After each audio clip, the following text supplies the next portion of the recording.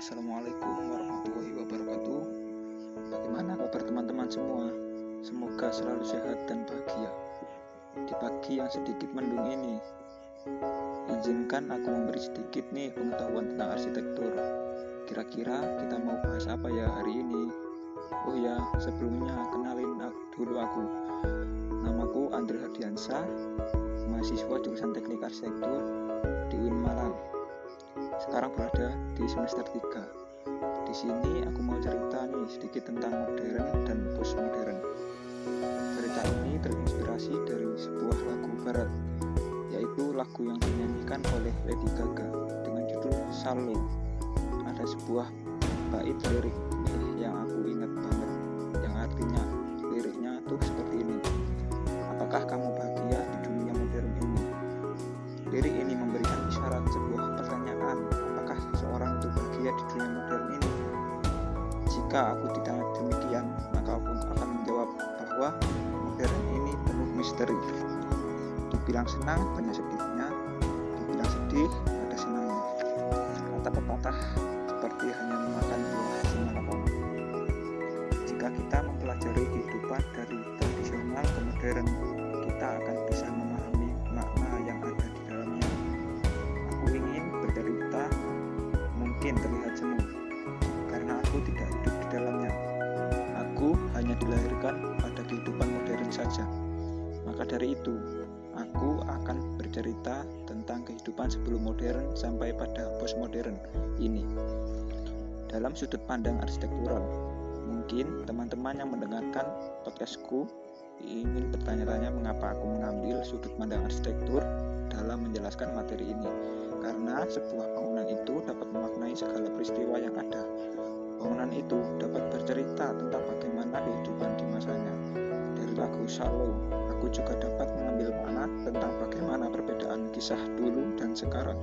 Di mana dulu terlihat jalanan yang rata, tanah-tanah yang membentuk, rawa-rawa, dan bangunan yang penuh filosofi dan kisah dari nenek moyangnya.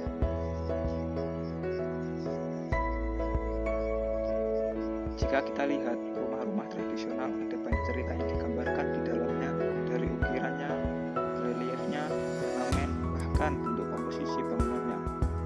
Semua memiliki makna cerita dan filosofinya. Bahkan terkadang bangunan dapat mengisyaratkan sebuah keyakinan. Dari segi konstruksi dan fungsi mungkin tidak terlalu dipertimbangkan, namun ceritanya sangat diisyaratkan. Dari situ dapat memaknai bahwa kehidupan orang tradisional itu apa adanya, namun mempertahankan kisah dari keyakinan yang ada. Pada zaman itu juga, alam menjadi salah satu sahabat mereka, karena hidupnya bergantung pada alam di mana ia berpijak. Aku mulai berjalan lagi menuju kemodernan, tetap dengan gaya arsitektur pastinya. Gayanya mulai simpel, simetris, mungkin lebih menekan pada bangunan jumbo vertikal yang menjulang tinggi, setinggi anganku meraihmu.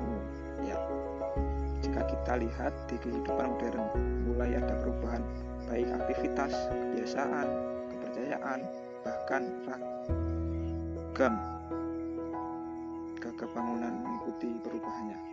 Bangunan arsitektur pada masa ini lebih simpel, minimalis, dan simetris.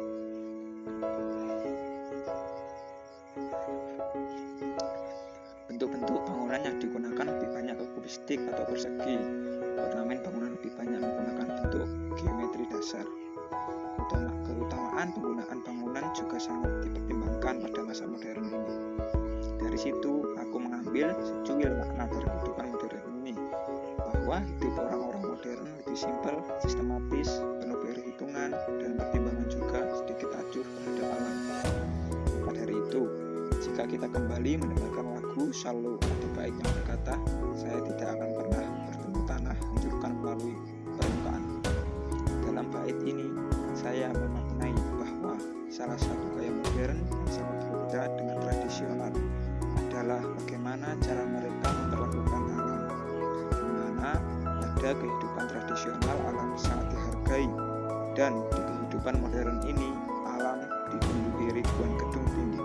Bukan hanya itu, manusia juga menyakiti bumi dengan berjuta-juta ribu polusi. Maka dari itu, jika aku ditanya tentang apakah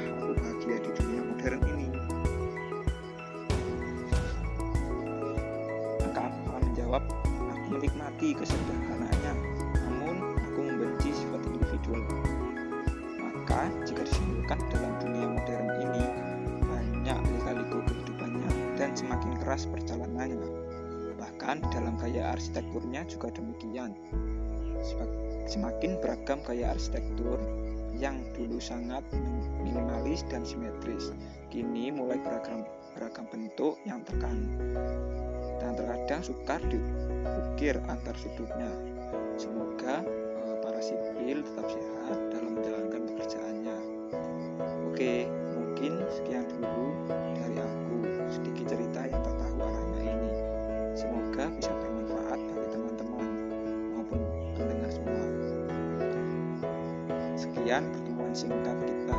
Kalau ada berlian di ladang, itu bukan milik saya. Kalau ada salah kata murni dari diri saya yang paling dalam.